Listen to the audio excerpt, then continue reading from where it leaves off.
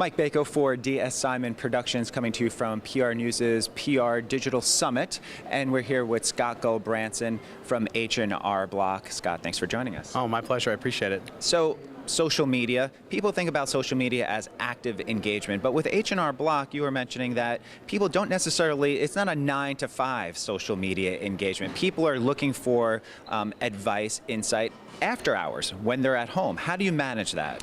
Well, it's a challenge because in our business, you have a deadline, right? You have tax day, which is April 15th, and people are in a hurry to get their taxes done. They want their money back, and it's a very emotional process. So a lot of the times they do this, they think about, they organize their papers to come into our retail office, or they do their taxes themselves with our software after hours. So for us, we have to be on all the time, and really that's about collaborating across the business and getting partnerships like with our customer service department to make sure that when the social staff isn't there, or the marketing staff or the comm staff isn't there, that someone is to answer their questions. So that's the model we've built to make sure that we're always there for them.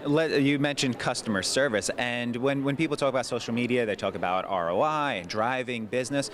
But you could use social as a customer service tool and in a way save yourself money. That's right. The forgotten piece of ROI is always savings, right? Savings impact the bottom line as much as bringing in sales.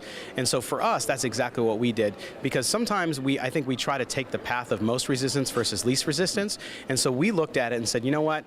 Boy, we got a great customer service department. They can show and they can help us show the power of social from a customer service perspective and how we can save the company money. And by doing that, get the executives to understand, oh, okay, so there's all these other uses. It's just not you guys talking to people in these channels. It's actually helping our clients, which helps us retain them and helps them have a better experience. And where are you doing a lot of that talking and a lot of that engagement we've been hearing? Certainly the two standard bearers, Facebook and Twitter, but are you finding any other avenues or platforms to be beneficial to communicating with your customers? Yes, in fact, obviously the big two, Twitter and Facebook, are big for us as well. But what we did last year, for example, is we launched our own online community. So people could come in and talk about not only taxes, but money in their lives, so that they had a place to come to talk to not only us, but each other. We really believe that peer-to-peer is important because people learn a lot and they can help one another, and that helps us manage the load as well. And it's been incredibly successful, and that channel, it continues to grow for us. And that growth,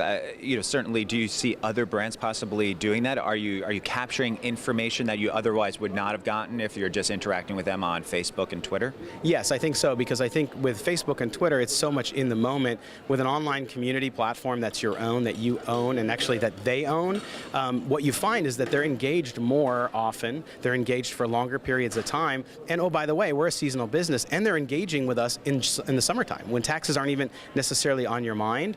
So we find the value incredibly useful. All right, and your insight incredibly useful. Thanks for joining us. Appreciate that.